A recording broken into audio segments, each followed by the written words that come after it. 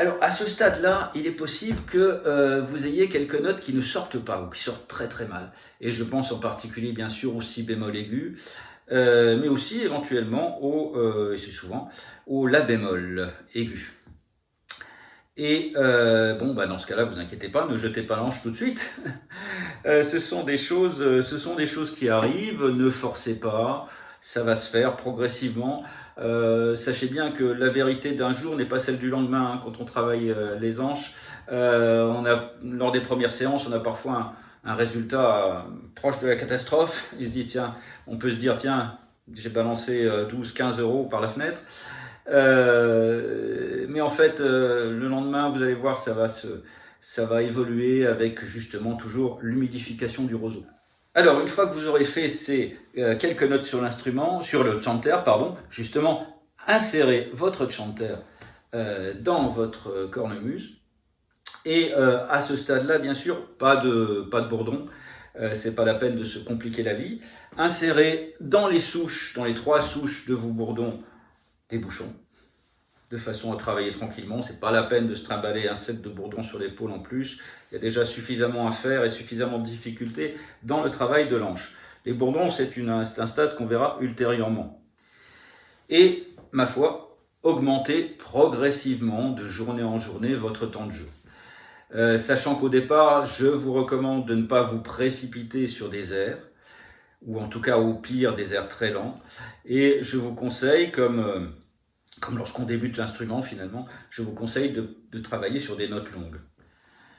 Il faut savoir avec des anches médiums, on peut être désormais assez rapidement fixé sur les possibilités, sur le potentiel de l'anche, sur le fait qu'on puisse la garder ou non. En 3-4 séances, peut-être moins même, on a déjà une idée très précise du potentiel et on peut déjà savoir si ça vaut le coup de continuer ou si, même à ce stade, ça vaut le coup soit de remettre le travail à plus tard, une fois que le roseau aura connu une certaine évolution naturelle, soit de ne plus la travailler. Il n'est plus du tout nécessaire de prévoir de longues semaines de travail sur le sujet. En fait, c'est de la perte de temps. C'est de la perte de temps parce que si au bout de 3-4 séances, vous n'arrivez pas à cerner le potentiel de cette ange, vous n'êtes toujours pas confort avec elle, il est probable qu'au bout de 3 semaines, vous obtiendrez le même résultat, vous serez passé en particulier par diverses phases de grattage, et au final, vous aurez abandonné, vous ne jouerez pas cette hanche, après y avoir passé de très longues semaines dessus, ce qui est un peu dommage. Un autre conseil, c'est lorsque vous travaillez des hanches neuves, de le faire après une séance normale de jeu sur l'instrument. C'est-à-dire que vous avez fait une répétition ou quoi que ce soit, avec un set, avec une hanche déjà établie, qui travaille déjà. Et donc vous allez avoir une poche et un instrument qui est déjà bien humidifié, bien huilé, on va dire quelque part.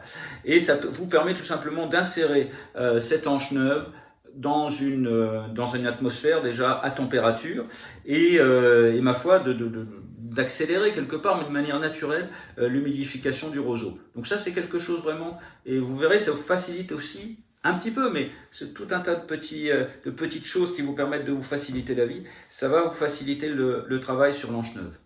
Ensuite, effectivement, de journée en journée, vous allez retirer ces fameux bouchons en fonction tout simplement de la facilitation de l'anche et installer progressivement les 3 bourdons.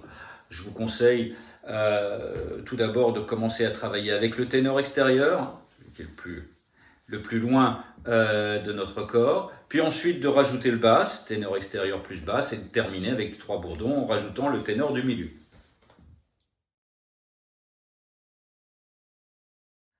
Alors, dans le courant du développement, qu'est-ce qui peut se passer? Il y a 2 choses essentielles. D'abord, c'est quand même la plus fréquente, ce sont les difficultés au niveau des notes du haut. Le si bémol en particulier, le si bémol aigu, mais aussi le la bémol. En dessous, les difficultés sont souvent d'un autre ordre. De manière générale, on a souvent une main gauche qui, parce qu'on est obligé de mettre plus de pression sur une hanche neuve, eh bien, une main gauche qui va être plus haute que les notes du haut, donc la main gauche, les notes de la main gauche, qui vont être plus hautes que la main droite, que les notes de la main droite. Et dans ce cas-là, la technique, évidemment, c'est de rallonger l'assise, de rajouter du fil, de façon à ressortir un peu l'anche de son logement, à aggraver le rendu. Sachant que dans ce cas-là, vous n'allez pas aggraver l'intégralité de votre chanter, mais vous allez surtout aggraver les notes de la main gauche. En fait, rapprocher la main gauche de la main droite. Autre type de difficulté, vous pouvez avoir toute votre hanche, effectivement, qui est trop dure. Ce sont des choses qui arrivent même dans les médiums, et ça dépend aussi, même dans les hanches médiums, et ça dépend aussi de votre niveau.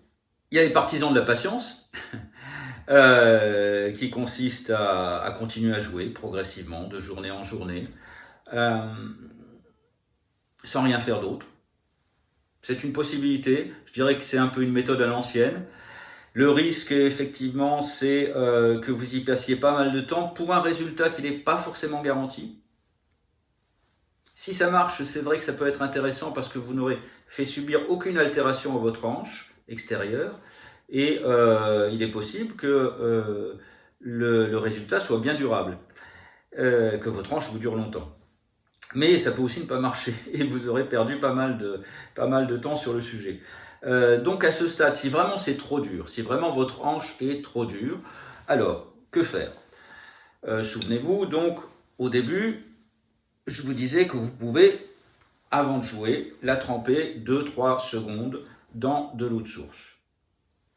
Essuyer les lamelles avec un chiffon et commencer à jouer comme ça. Vous voyez ce que ça donne. Ensuite, autre méthode, eh bien, il s'agira de pincer brièvement la soundbox, c'est-à-dire la caisse de résonance, qui est la partie la plus ventrue, la plus charnue de l'anche, juste au-dessus du fil. Voilà. Brièvement, mais de manière significative. Alors ceci va, en réduisant un peu le volume de la soundbox, ça va vous faciliter. Vous allez observer tout de suite une facilitation de l'anche. Il faut savoir aussi qu'une fois que vous aurez fini de jouer, que vous mettrez votre hanche au repos, la soundbox va reprendre sa forme initiale, plus ou moins. Alors cette technique qui va vous faciliter le travail, il ne va pas ajuster votre hanche, parce que souvent ce sont des techniques qui risquent au contraire d'altérer un peu son rendu, mais ça va vous faciliter le travail. Il ne faut donc pas le faire trop souvent, faites-le 2-3 fois, non pas dans la même séance, mais donc sur plusieurs jours, et pas plus parce que là effectivement vous risquez d'altérer la structure de l'anche. Ensuite, autre technique, si ça ne marche pas, l'élastique. Voilà, cet élastique, vous allez, ça ressemble à du fil dentaire, pour ceux qui connaissent, enfin du fil dentaire, les élastiques de nos adolescents. Et donc, vous allez passer cet élastique, faire 2 ou 3 tours avec cet élastique, personnellement j'en fais 3, et pour le placer autour toujours de la soundbox, de la caisse de résonance. À ce sujet, donc, ne la passez pas par les lamelles, ne passez pas, c'est tellement petit que j'ai du mal à l'attraper, ne passez pas cet élastique par les lamelles, mais passez-le par le fil. Passez votre élastique par là, histoire d'éviter d'abîmer ces fameuses lamelles. Et ensuite, donc,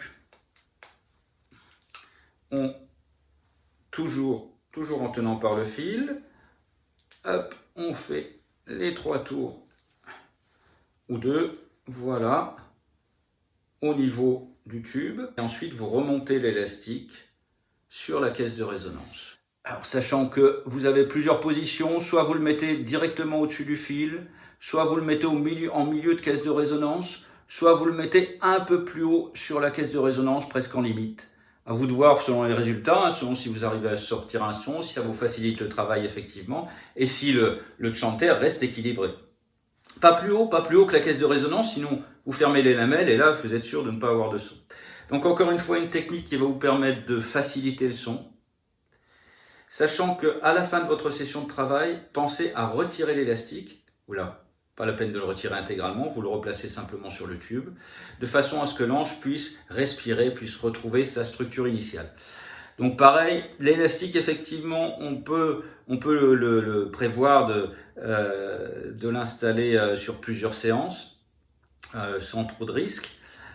Évidemment, au bout d'un certain temps, il faut aussi prévoir de pouvoir l'enlever parce que Si on n'y arrive toujours pas avec l'élastique, encore une fois, c'est pas la peine d'insister pendant trop longtemps.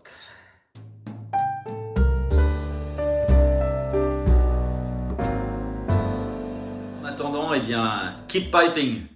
À la prochaine fois.